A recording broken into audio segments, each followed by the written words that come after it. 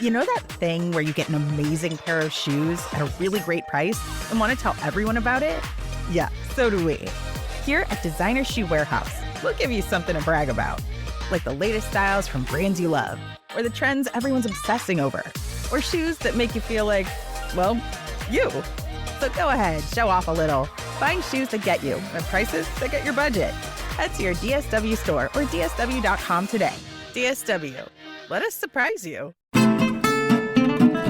I don't wake up looking for innovation. I like my bread and my peanut butter on it. That's what I like. What fresh hell? Laughing in the face of motherhood. If I'm at a restaurant or something, I'll be like, I'm sorry, I'm vegetarian. Because I'll have any old mushy pasta than salmon. With Margaret Abels and Amy Wilson. You have to let kids make their own choices to a certain degree, but parameters around it make sense. A podcast that solves today's parenting dilemmas so you don't have to. New Food Wednesday becomes regular Tuesday.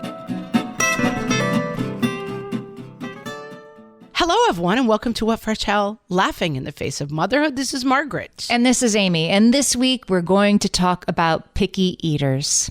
We have talked about picky eaters on the podcast before, but we realized that that was our first ever episode of the podcast. Episode 1. Yes, picky eaters. It's something that people ask us a lot about, and it's totally worth a revisit. I did ask Margaret at some point, giving an update on my picky eaters. And so that's also in the feed. But this, Amy, I'm going to blow your mind because we talk about our own kids and their eating habits in this episode. How old was your oldest kid when this episode was recorded, do you think? In this time capsule? I mean, it's from 2016, so 8 years ago, my oldest was 13. 13 years old. You blew my mind. You're like, well, my 13-year-old. I'm like, holy cow, it's been a long road, Ms. Wilson. Wow, and that was the big one. We've been walking these lonely streets all these years. Yeah, that 13-year-old now drives, can go to a bar if he wants to. Yeah, it's a long time. Amy, I'm going to read you a direct quote from that episode. Are you ready? Yes. I wish so much that I could look into the future and know that this all works out okay.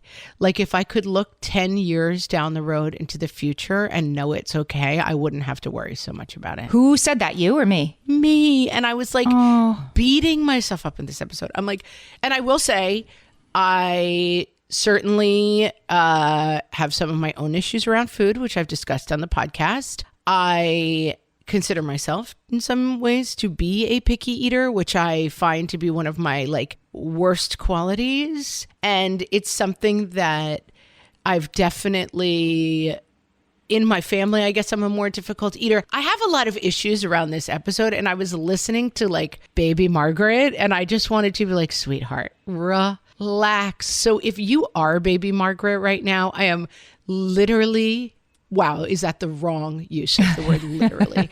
I am figuratively reaching through the microphone and putting my arms around you to give you a gigantic calming hug and say, it's not all going to be all right. It's not going to work out perfectly, but like everything else, it's going to be different.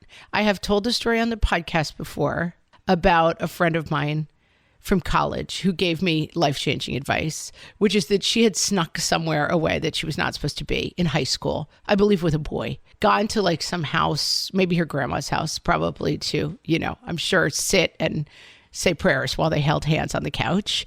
And she had locked the keys to the car in the car. And so she's where she's not supposed to be. She's made this huge mistake.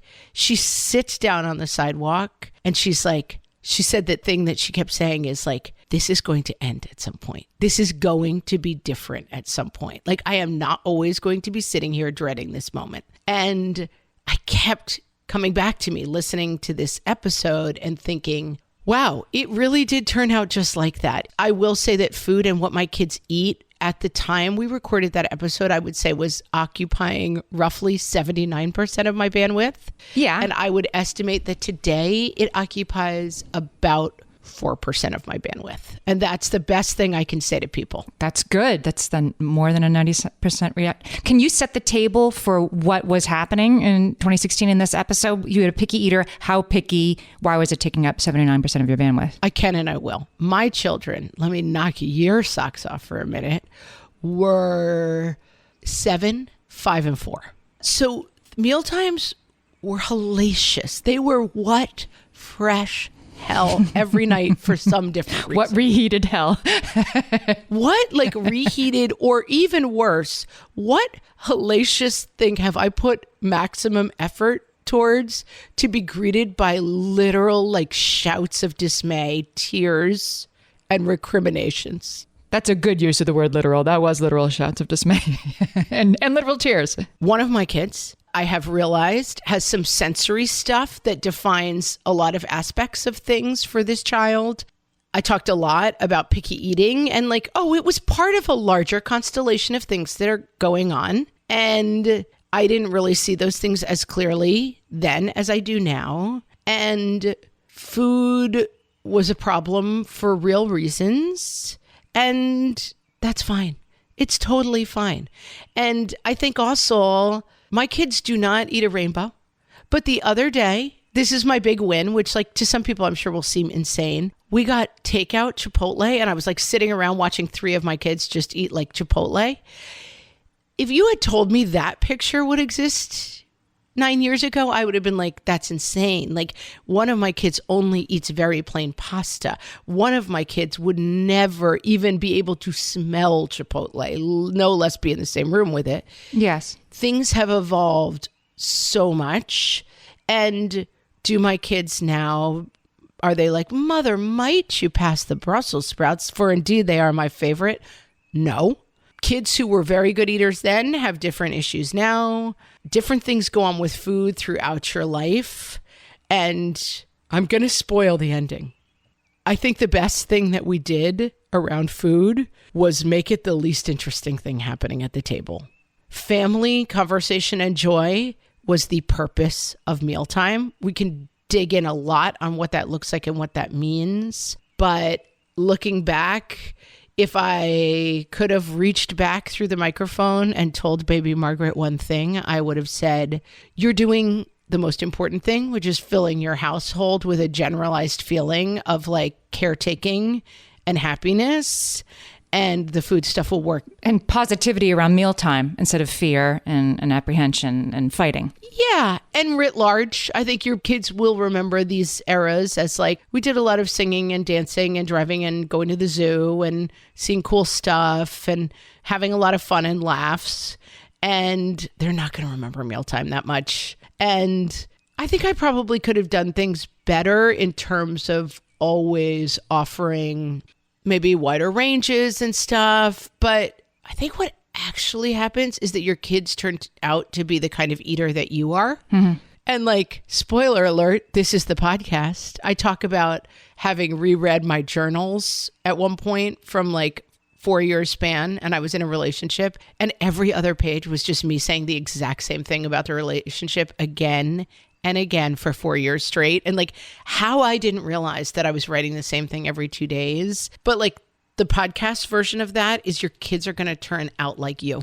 So this first episode, I didn't re-listen, but I remember at the time, so my oldest kid was the picky eater in the family. And I assume, because I think this is what happened in real life, by the time my oldest was about 13, he was moving out of that stage. And I remember you being like, what's the secret? Oh my gosh. I literally was like, tell me your ways, Amy. I need to know what you did. And this was a kid who, just to set the table for where this kid had been, was just, again, like a sensitive kid in other ways too, which I think you're right to underline that. Like didn't like tags on clothes, pants had to be soft, that kind of stuff. And that kid would eat like 4 foods and then 5 foods and then penne, but not rigatoni, and this kind of roll, but not that kind of roll. And, there were many years of that. And then slowly I think I'll skip to the ending. For me, I think the key is you don't worry about it, but you don't ignore it, right? Like not freaking out about it doesn't mean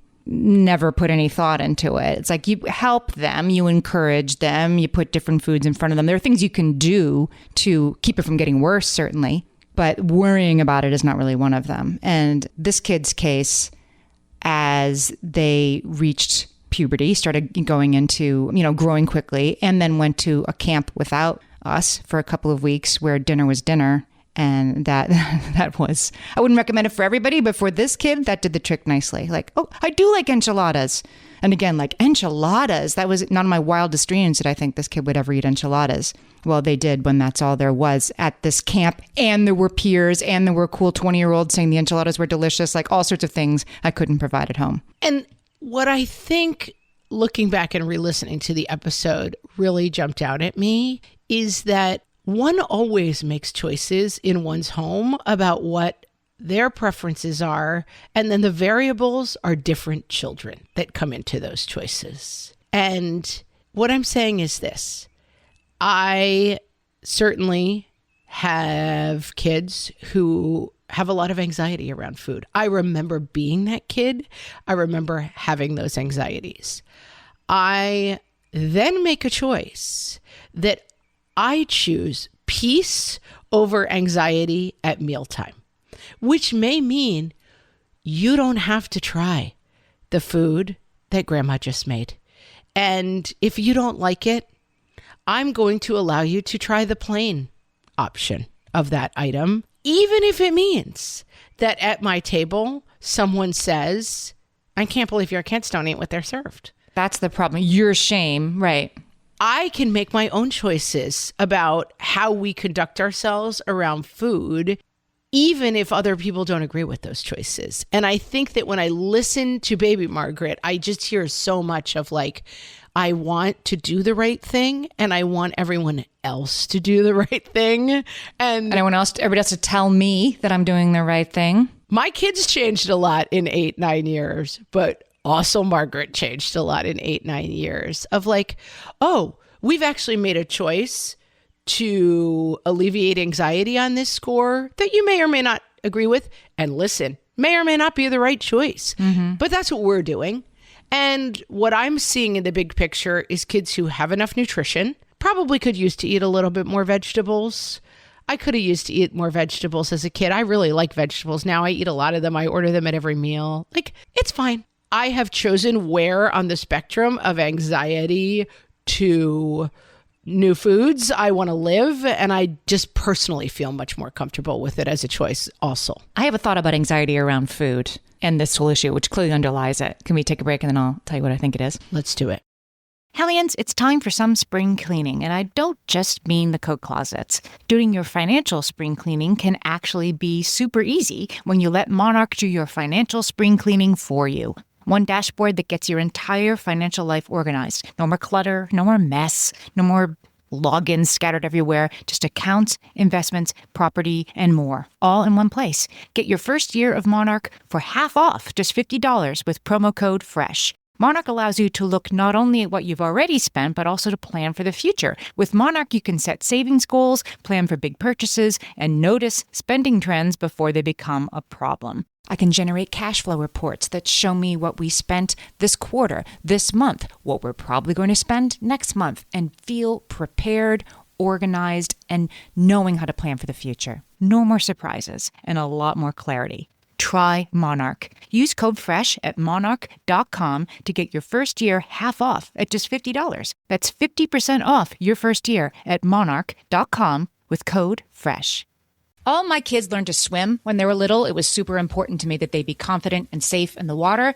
There was only one problem with that: taking them to swim lessons. I mean, the pools were freezing. There were always cranky adults doing laps right there. And it was definitely not, for any of us, what you would call fun. Amy, heard. But now there's Goldfish Swim School. Goldfish takes a really thoughtful approach to swim lessons, combining research-based teaching with a warm, kid-friendly environment that actually helps kids thrive in the water. Every detail at Goldfish is thoughtfully designed to create a golden experience, from shiver-free, warm indoor pools to comfy waiting areas for parents to professionally trained lifeguards on deck. Goldfish uses an approach called the science of swim play, which combines guided play with proven teaching techniques to help kids learn to swim, build water safety skills, and gain confidence all at their own pace.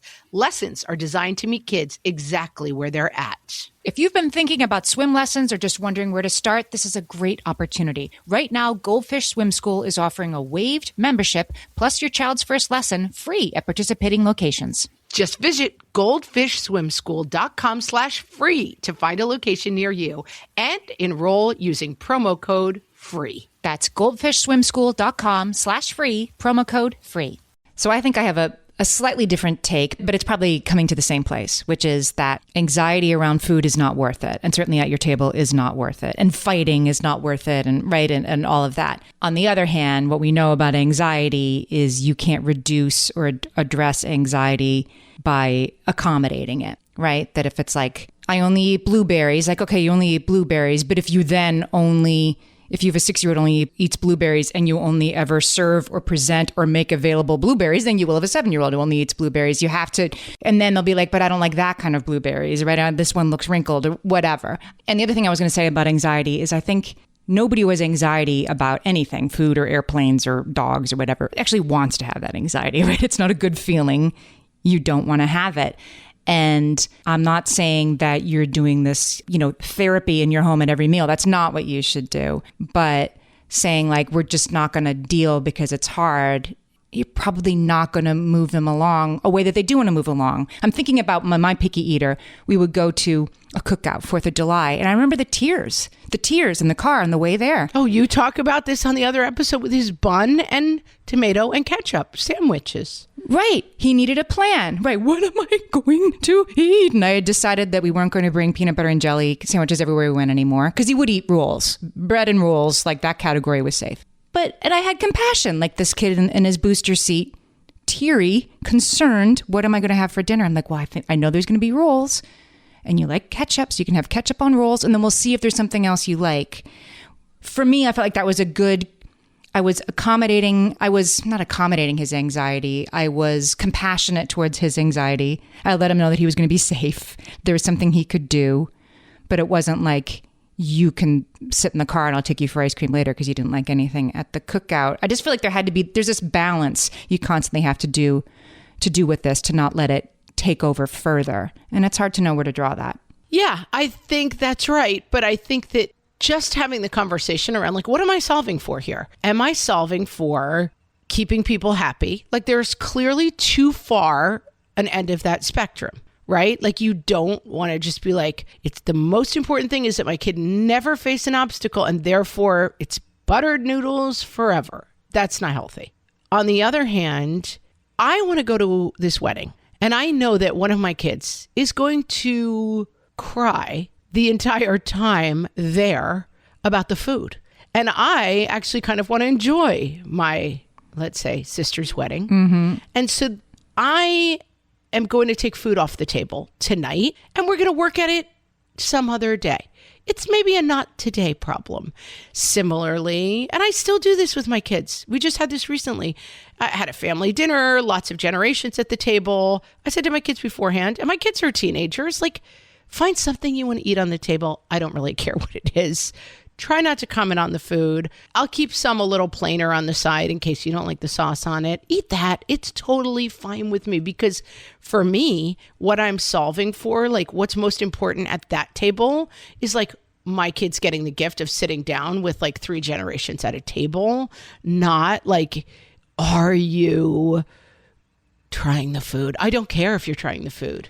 But even getting that 3 generations at a table, that's tricky sometimes. Like with a really, really picky eater, restricted eater, getting them to sit down. Like you were saying before, like if the smell of Chipotle makes you gag, and there are kids for whom this is not like, they're not making that up. Even sitting at the table and coexisting with food is a big step. It's something that I think is important, but it's not easy.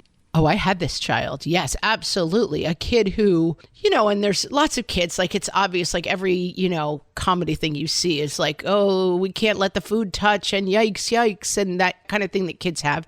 First of all, kids don't have a lot of things they can control. They can control what they put in their mouth. So like there's a reason why control and food goes together. It's very normal. It makes a lot of sense. There are some beloved, we love them, biological imperatives here, right? That kids' food tends to get more restrictive as they get into motion, because in the wild, you don't actually want a kid who can walk everywhere and put everything in their mouth. So like a baby who puts everything in their mouth is different than a 3-year-old who does, because that 3-year-old is more likely to encounter poison berries, right? Lots of different reasons why these are all things that reasonably happen. Then it's meeting your kid where they are and then helping them to move where they are. Like that's the 2-pronged thing that we're always trying to do. And yes, for lots of people, that's a kid who's like, can you tolerate sitting in a room with someone who's eating mustard? I'm not going to lie, Amy, I still struggle with that myself. Like if I sit down at a ballpark and a guy next to me is eating like a hot dog with mustard and ketchup on it, I'm like, this guy has ruined my day. I just don't want to. For me, it's the combo. Don't let him sit next to me. The combo of ketchup and mustard, keep walking. It's so gross to me. And like the smell of it. And I have a lot of my own sensitivities around food and smells. My husband calls me the super sniffer. And it's true. Like I don't choose to be around smells I don't like. So like I think food can be a great place to use our former guest, Dr. Becky's good inside starting point. That like, this kid is good inside. They're trying to give you their best. But like if what you're getting is very difficult, like why? Don't start with like, it's because they're a bad kid. Like, no, they're a good kid. Now let's start the conversation. And I think that's right. They're a kid who wants to be at the table with all of us enjoying themselves. What's getting in their way of that? And then what are the decisions I am willing to make in regard to that? And it's not as simple as like they'll eat when they're hungry and taste the rainbow. No. That being said, I think there are some big guidelines that we can talk about around mealtime that I think are helpful. One of them is think about, in order to think about this question of like, what is going on at mealtime that is making this eating picky, right? I'm going to say one of the biggest culprits, I think, is dinner time. That dinner is the meal at which we most often focus on, like, this is when the family comes together. This is when we try these foods. This is the meal I cooked for 3 hours. This is dinner, headline. And that dinner can be one of the worst times of day to be eating because everyone's tired. Everyone's at the end of a long day. After school restraint collapse has... Everyone's had their after school restraint collapse. is in full effect, right? There's other stuff they're trying to get to. As your kids get older, it's homework. As the kids are younger, it's often like, okay, after dinner is dessert, relax TV, fun things. There's a lot working against you at dinner time, and it's worth just clocking that. And the biggest thing that is working against you is that your kids may not be that hungry. Mm-hmm. So especially young kids who've been at school all day, they've had usually like 3 meals by dinner time. They've come home, they've had a snack. How hungry are they? And so think of all of these factors that are coming together, and you're like, now it's time to try my delicious fishy swaz mustard chicken. And it's like, no, I don't want to do that. I'm not hungry. It smells gross. I'm tired. And I just want to get to cartoons that I know come after dinner. Right. And so I just put that in your path, folks. Like maybe lunch is the time to try more new things. Oh, that's interesting. And also I was thinking lunches, sandwiches, and carrot sticks, but dinner, again, we like code these things, right? Lunch can be little bite-sized things. Bread with anything on it counts as lunch, but dinner has to be a meat with some kind of gravy on it and a vegetable. And it's also where we're more likely to innovate and try new and different things, because I don't want to eat the same thing every day and my spouse doesn't. So we try to mix things up. And neophobia is one word they use to describe these kids for whom like a new food is deeply, deeply upsetting, unfamiliarity around food. And dinner is the time where that neophobia is most likely to rear its head. Don't you think? You have the same thing for breakfast every day. They can have the same thing for lunch every day. I don't care. But dinner, like you said, mustard chicken. Right. Breakfast is basically 8 moving parts, right? Like pancakes, waffles, French toast. I mean, we're in the US. Like bacon or sausage, and then like strawberries or oranges or apples. Like, right. That's right. The moving pieces. And picky eaters like breakfast because it's like, it's the same. It's predictable. A lot of it is prepared foods, like pre-prepared foods, which are consistent. You know what a bowl of Cheerios is going to taste like. You even know what a blueberry is going to taste like, kind of. And people have different preferences at breakfast too, right? Like, I am a toast and peanut butter. That's my breakfast every day. Like, I like my same little breakfast. I don't wake up looking for innovation. I like my bread and my peanut butter on it. That's what I like. And so it's not that these are rules that like kids are ready at breakfast, but you are waking up. It's the hungriest time of day. Like there's reasons why, and I think that people have gotten the story of like, well, kids used to eat what they were served. It's like, right. But a lot of things have actually changed. I mean, kids maybe are not as active or they're on different schedules. Like there are reasons why maybe if you were like working on the farm all morning, you sat down to one meal a day and you just went to town on whatever it was. Right. I don't know. But I think that starting with like, you clean your plate at dinner, there's a lot of things getting in your way there. That makes sense. So if dinner's the place where you're most likely to introduce new foods, and also, so that's another reason, right? Your picky eater's going to have a hard time. I don't think that means necessarily that, okay, so you have the same 3 foods that are safe. I think I got into a little bit of a trap with my 2 kids when they were little because my picky eater would only eat chicken nuggets and, microwaved frozen broccoli, and then I would eat something else with my spouse when he came home from work. And so I kind of turned into like, that's what's for dinner. And then all of a sudden when I was introducing something else, there was wailing and gnashing of teeth. If you want to, yes. Same. And that's how I grew up. We had kids' dinner, and then my mom and dad ate when my dad came home from work, like a nice dinner. And you want the kids to eat. It definitely leads to some issues. Yeah, you want the kids to eat. So you give them the 2 or 3 things they eat, and then they'll eat 2 or 3 things. So what I'm thinking back to this first episode ever, I remember from this episode that you had used Pillsbury crescent rolls as the constant, that your picky eater, didn't know what awaited them on the dinner table. It might be mustard chicken, but there were also going to be Pillsbury crescent rolls. And there was this sort of sameness of one thing, and then you could introduce different things around it. This was a solution that worked phenomenally for me. Familiar food with unfamiliar food. That like, you never go from like, it's Pillsbury crescent rolls, chicken nuggets, and broccoli to mustard chicken, ramps and, some sort of popover. Fishy was. Like you don't do it. You can't make that hard left on a kid. And that's right. I think they call this food chaining, that like you start to introduce and build stuff out. And for us, that worked really, really well. That a kid who came to the table knowing whatever else happens, I could just eat a Pillsbury roll and I will not be hungry and miserable. And then I could just leave the table, or I could maybe try some of the other stuff. But like, I'm looking for my familiar things. And I will say that I don't know if this was the greatest idea. My kids sometimes kind of approach this, like, but I do think there's a little bit of a skill in like, you can find something to eat on that table and like put a small serving. I don't eat salmon. It's a very common food. People serve it everywhere. I don't like it. I don't like it either. You don't like salmon? I hate it. If I'm like out at like a dinner kind of thing and they serve salmon, I mean, it's somebody else's house, I'll just eat it. But if I'm at a restaurant or something, I'll be like, I'm sorry, I'm vegetarian. Because I'll have any old mushy pasta than salmon. Yeah. Anything but salmon. So funny. I don't know if we've discussed that. Salmon is gross. So I know if I go to a dinner party, like if I came to your house for dinner, it's 2 couples, right? Like you're like, I've made my delicious salmon. My heart sinks and I'm like, hopefully you've called me beforehand and been like, is there anything I don't eat? And I'm like, salmon and peas are the 2 things we don't want on the table, but I haven't. So now it's time to eat the salmon.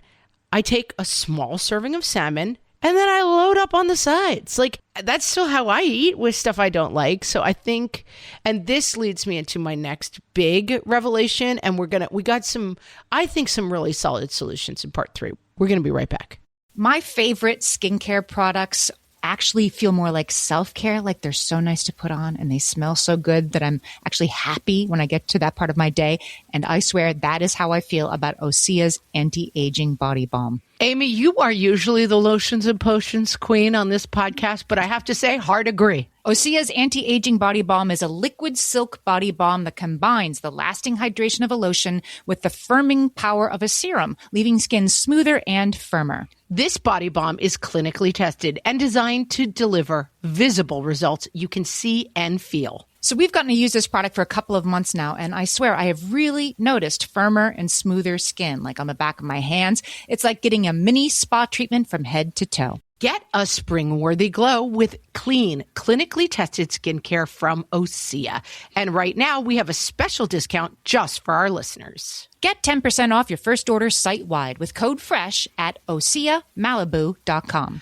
That's 10% off your first order with code FRESH at OSEAMalibu.com. Amy, when I'm having a good hair day, it usually makes my whole day better.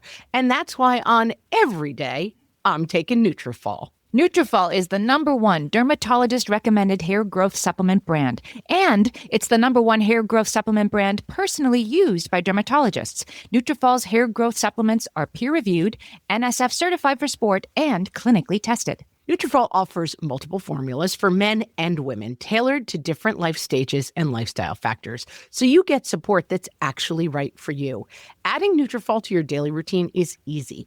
Order online, no prescription needed, with automated deliveries and free shipping to keep you on track. Let your hair be one less thing to worry about. See visibly thicker, stronger, faster-growing hair in 3 to 6 months with Nutrafol. For a limited time, Nutrafol is offering our listeners $10 off your first month subscription and free shipping when you visit Nutrafol.com and enter promo code LAUGHING. That's Nutrafol.com, spelled Nutrafol.com, promo code LAUGHING. If you like food TV, you'll just love Food TV Junior, offering a range of programming that covers the topics kids care about most. Tune in tonight when our programming kicks off with Why Are These Foods Touching? The peas are touching my bread. I'm not eating that. Why are these foods touching? If you make me eat this, I will cry. At 7:30, we bring you our beloved classic, That Looks Weird. Is that something green? That looks weird. Why did you make this? Are you trying to torture me? Immediately followed by back-to-back episodes of all sorts of chicken nuggets. Yay, chicken nuggets. And don't forget to tune in Saturday for an all-day marathon of That's Not How Liam's Mom Makes It. She doesn't make that weird brown part on top. That looks really gross. Not gonna eat that. Food TV Junior, where kids come to eat. That smells like vomit. Can I just have a sandwich instead? So, you were talking about my familiar foods. Very helpful. Big point. I'm not going to dial down on it because if you've listened to the podcast at all, you already know it. Big fan of the whiteboard where you lay out, especially for kids who are anxious, here's what's for dinner every night and here's what's happening every night. Wednesday, Dad leaves town. Friday, Dad is back. Mom goes out to dinner with, for kids, as soon as they can read, you can do this with pictures when they're littler. I think it's super helpful to give kids a lot of information because Sarah Olsher did this. Remember, Mighty and Bright is her company. We had her as a guest of Fresh Take, and she was talking about this in terms of kids, if it's divorced parents and they're going back and forth from home to home. The most important thing for a kid is to be able to see a visual representation of here's how today's going to go. So it totally makes sense that happens for food too. Right. And think about it. Being a kid is really hard. I mean, my sister-in-law, I remember, pointed this out to me at some point. School is okay, it's art time. Are you enjoying art? Stop art. It's math time. You hate math, but you have to do it for an hour. Okay, now stop it. Now kickball. And you're like, what the heck?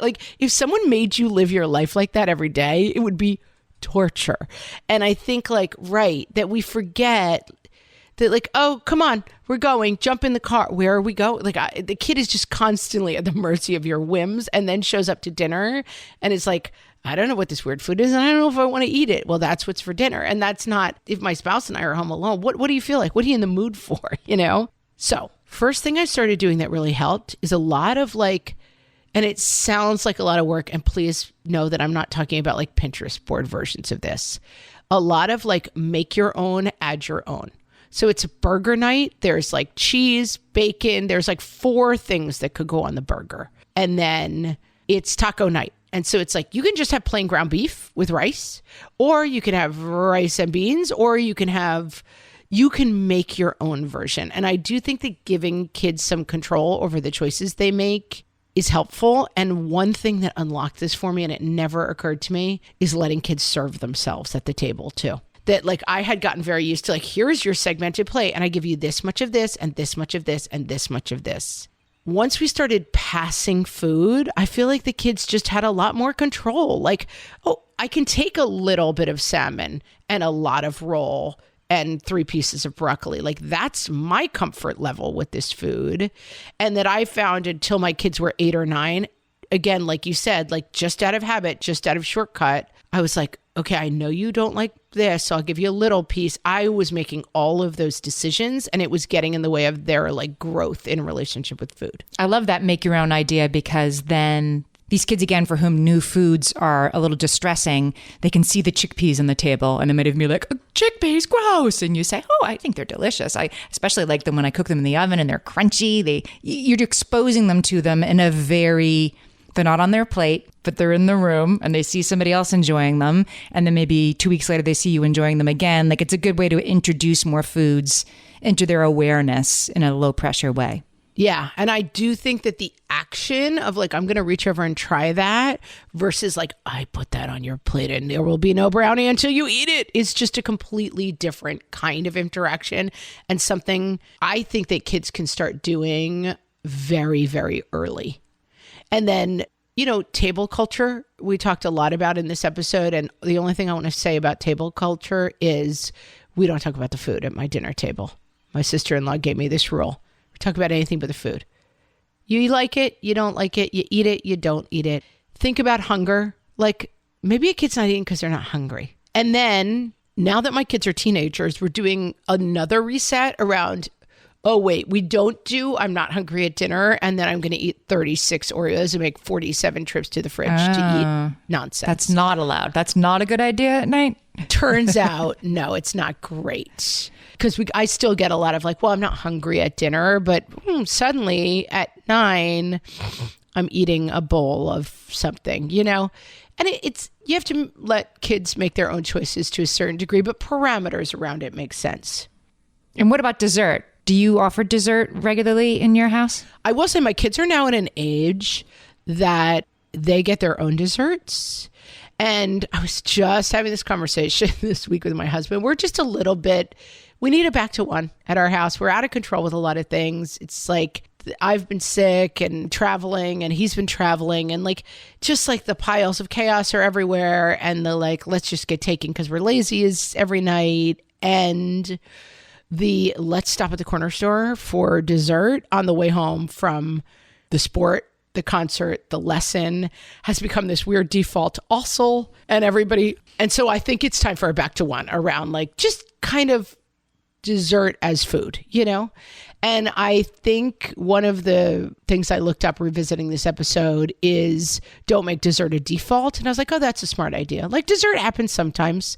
Sometimes there's cookies on the table when you get home from school, but there's no like giant balance wheel in which like if this, then this, food and dessert. It's not a reward. It's not a naughty, I deserve this. It's just, right. It's just sometimes it's there and sometimes it isn't. Yeah. Sometimes it's there and sometimes it isn't. And sometimes we eat too much of it.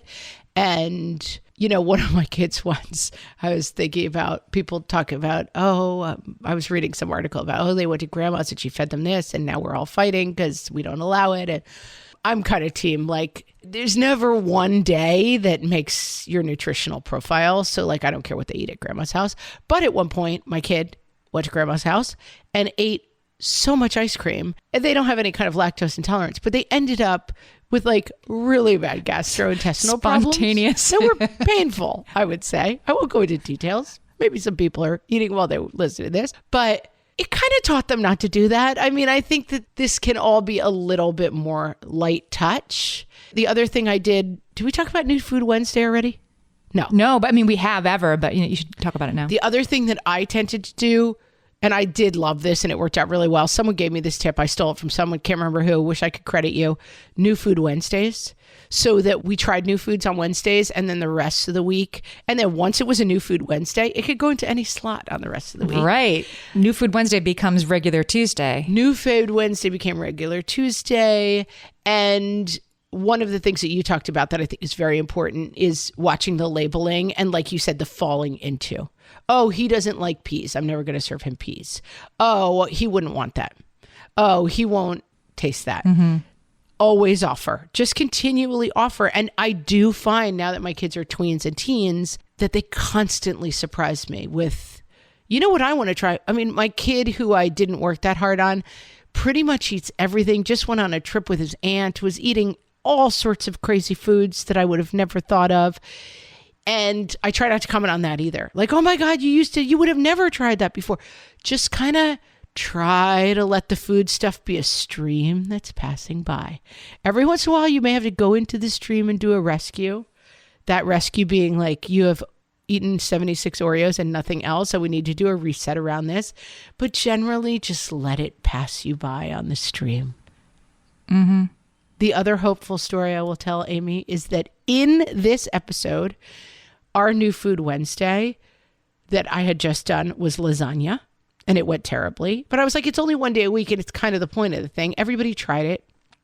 Nobody will eat it now. It's horrible. They thought I was trying to kill them, making them eat lasagna. And I will say that my pickiest kid is now basically Garfield. Like he only eats lasagna. And I was like, be careful what you wish for, people. That's such a good... Because like I went from a non-lasagna eater to Garfield. Right. That's an intense process. But for food chaining, lasagna, like once your kid will eat noodles with stuff in it, like I was thinking about food chaining is like if your kid eats cheese ravioli, then maybe now they'll eat cheese and meat ravioli. And now they're eating ground beef. And now you can eat that. You chain from familiar things become, or if your kid will eat crescent rolls, maybe they'll have peanut butter on crescent rolls. And now they're going to try almond butter. Okay, now we have almond butter. Now we can try this.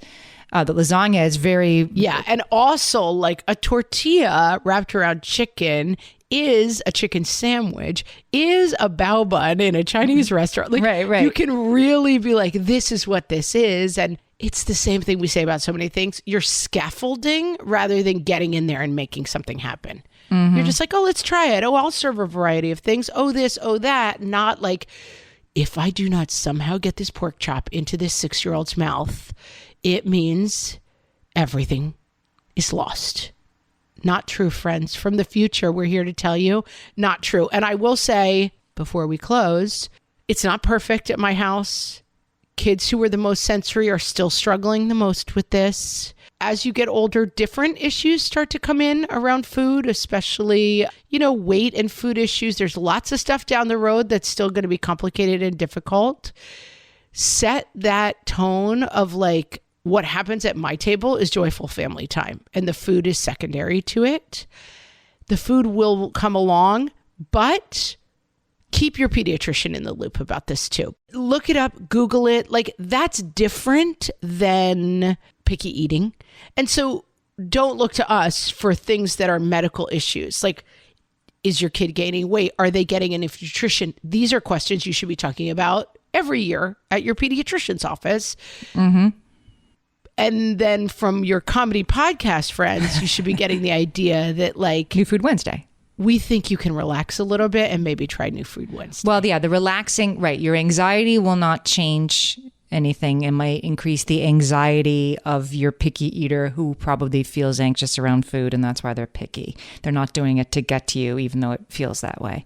Yes, for sure. For sure. They're good inside. They're hungry inside. Just like find it together. Solved it. For the second time, maybe, let's be honest. Yes, for the second time, right. Then and now, picky eaters, they aren't a problem anymore. Do you follow us on YouTube? If you go to youtube.com and search What Fresh Hell Podcast, or just click the link in the show notes for this episode, you can follow us on YouTube. We're trying to get to 1,000 subscribers on YouTube. go subscribe to us there. Even if you don't have to watch every video or anything, just hit subscribe, get us to 1,000 subscribers so they know you're out there. You have to watch every video. We have a bunch of our episodes on video. You can watch us talking. You can see some of our comedy shorts. You can see all sorts of stuff we do. So follow us on YouTube. So much fun to be had over on YouTube, friends. And with that, thanks for listening, and we'll talk to you next time. So long.